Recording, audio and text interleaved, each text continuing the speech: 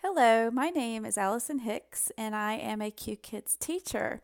And I want to start out this video by telling you that the quality of this video is not the best, I know, compared to all these other wonderful teachers who talk about their experiences, because I really don't know how to edit a video yet. I'm just kind of turning on my camera and speaking. So if it's kind of choppy or weird, I'm sorry. And I don't want to do a bunch of retakes because it'll take up too much time. So I'm making this video just really to give you information about Qkids. If you're researching and you're trying to find the right ESL company to work for, or you just want to know more about this type of work, because as of a little over a month ago, I didn't know anything about it either. And I was just looking online for part time jobs and preferably something I could do at home, just because of my kids' schedules and my husband's schedule. It just would suit me to be able to work at home. So when I looked into it, the number one piece of information that I got from other people and just from research is that you do have to be willing to work pretty early in the morning, possibly weekends, um, at late, like Friday night and Saturday night.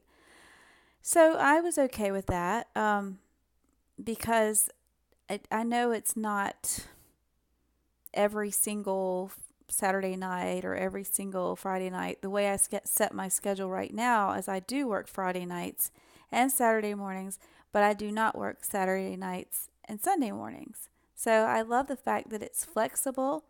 If my availability changes, I can go and give them notice and say, hey, it just so happens I can work Saturday nights now. So it just kind of depends. It depends on you know I do need the extra income, but do I want to work all weekend but anyway, I like the fact that it's flexible and that you can pretty much choose your own hours. But I'm going to go back to why I chose Qkids as opposed to all the numerous companies. And really, Qkids doesn't have as much information out there that I've noticed. I mean, you can find hundreds of videos on VIP Kid and the I think it's Magic Ears, and I've looked into some of them. Um, I think one of the main reasons people go with Qkids as opposed to VIP Kid is that the company will fill your schedule for you. You're not trying to fill it in yourself, or you're not making a video recruiting yourself and trying to have those time slots filled, which for some people that's exactly what they want, and you may have more opportunities as far as time schedules. I'm not sure, and I don't think there's a minimum. So, but with Qkids, there is a minimum number of classes. I believe it's 12, and I thought I would have that information with me right now, but I don't. But I think it's 12 classes, which is really like 6 hours a week, which is not bad. I mean, I think, if you taught two classes a day for obviously 2 times 6 is 12, two classes a day for 6 days a week, there you go, that's 12. So, and I want to work a lot more because I want to take advantage of this. I love it. When I first started, when I submitted a video, because if you go to the Qkids website, it tells you exactly what to do. You don't have to do at first, you don't have to do some weird um, video where you're acting all crazy and, all your props and your background and all that. Really, the first interview step is just something like I'm doing now, telling about yourself and your experience as a teacher. And you read a story. It could be a book. I just chose a children's book that I had at home, and I read it. I think it's supposed to be a limit of 1 or 2 minutes, and I think mine went over, but they didn't say anything about it, and I didn't want to redo it because I already redid it like, I don't know, 4 or 5 times. So after I submitted the video, the very next day I get an email from Qkids, and they give me the information on downloading their software, which is what you use for all the lessons, and also a information on downloading an app called WeChat, and you download it on your phone and your computer.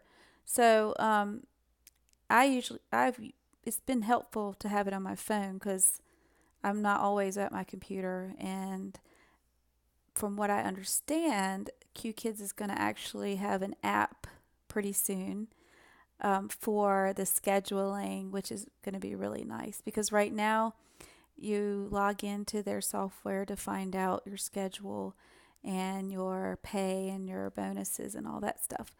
So I think it's pretty cool that they're going to have an app for Qkids. But right now they do have the communication app, which is called WeChat. So once you download those, they want you to review the training materials and schedule an interview. The first, they call it the demo one.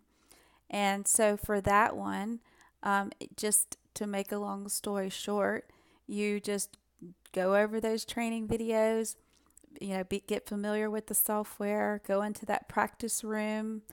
It's so nice. They give you a practice classroom that nobody's looking at you. You're just practicing. You can talk to yourself, pretend you have a kid in there. And I love that because you're not just thrown in like, what do I do? So you have your practice room and you have these clips of trainers or real Qkids teachers teaching these classes, so you can watch someone else teach. You can see exactly how this lesson is taught. And Qkids lessons are awesome as far as the software is. The animation's great. The kids love it. These are mostly games, so they enjoy it. They get rewarded with little diamonds. It's not a lot of boring, let's write this sentence, let's say 5 times, my name is, it's not boring. It's fast paced.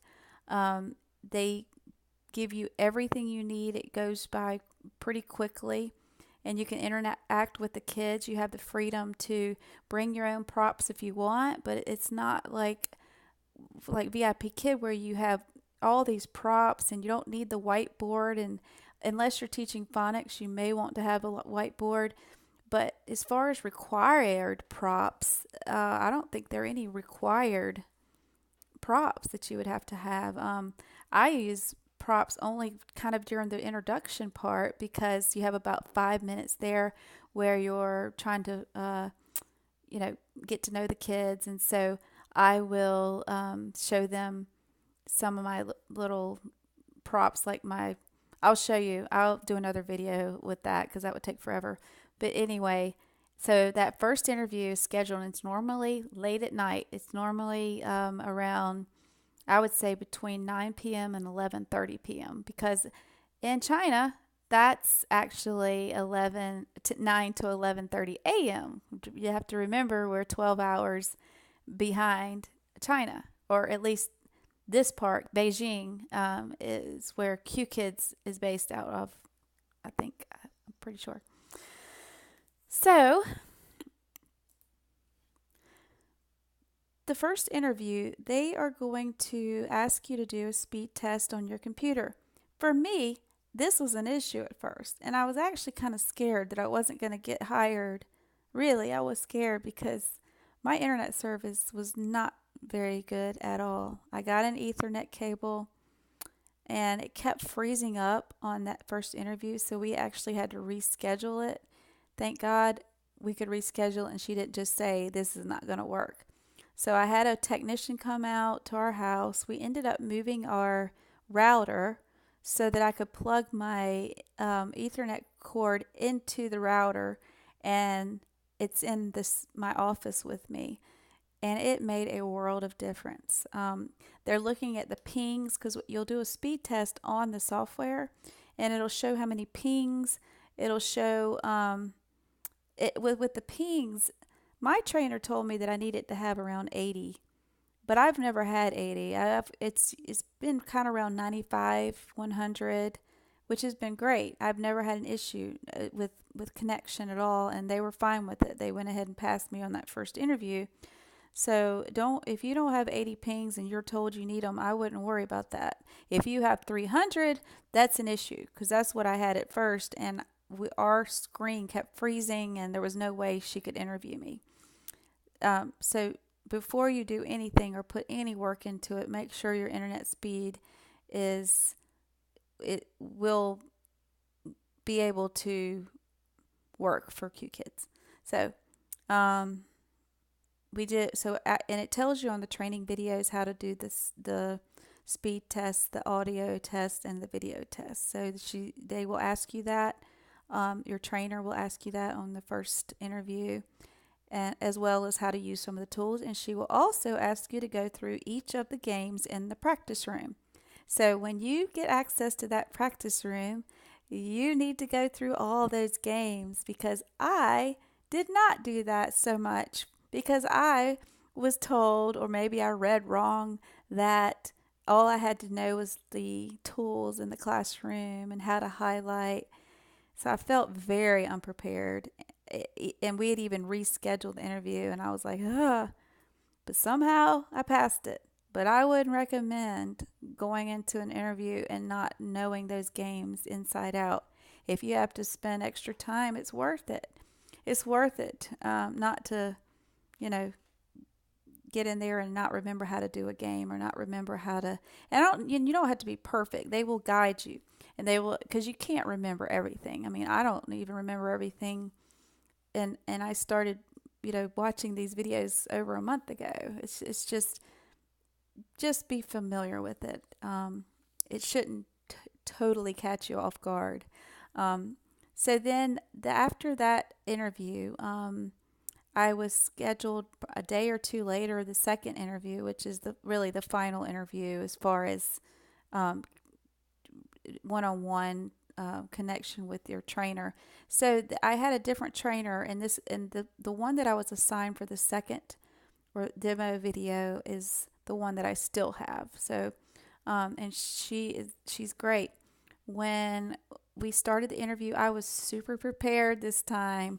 I went through all the games, and I was like, I am not going to mess up like I did the first time.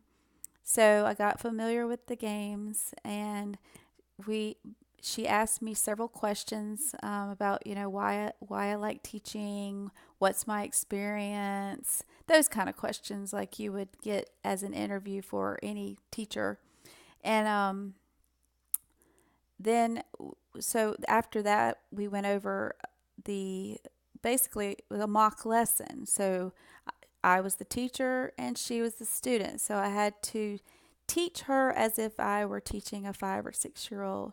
So it seems kind of silly, but they're used to it. And when you watch those training videos, you'll know they're used to it, because they're really good at pretending to be students. And so it flowed pretty quickly.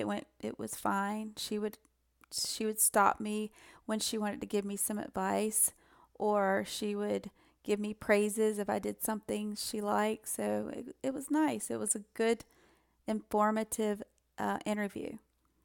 So once that was done, pretty quickly, I went into my trial classes, and you can have anywhere from 2, I think, up to 7. And I ended up having 4. And I will tell you, my very first trial class, I had 2 scheduled back to back. It was one morning, like a 6:40 a.m. and a 7:20 a.m. And I got logged in early. I was practicing. I was getting ready for these trial lessons. And 5 minutes before 6:40, I clicked on. I was in the classroom, and I was ready to go. And I was like, where are the kids? I was just kind of sitting there thinking, oh no, what's going on? There are no kids in here. And then it dawned on me, I am in the 7:20 class, not the 6:40 classroom. And my heart just sunk. I thought, no way, I have just missed, because I heard this little ding ding. And I went back to my schedule. That class was gone. Someone on standby already took my 640. So I immediately texted through WeChat to my trainer. I was so sorry. I missed my first trial class, that I was in the wrong classroom. It wasn't because I overslept or wasn't there.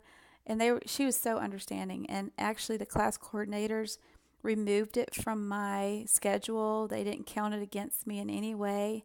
I went ahead and did the 720, and then I just rescheduled the one that I missed. So 2 days later, no, it was the next day, I did the second trial. And then I waited and got some feedback on that. And I got feedback on that about a day later.